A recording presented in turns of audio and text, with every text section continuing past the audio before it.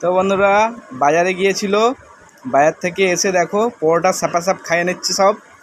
তো ল্যাচ্ছা পরোটা আনা হয়েছিল, এই দেখো সব ভিলেনরা বসে আছে, বসে বসে খাচ্ছে সব, দেখো দেখতে পেয়েছো?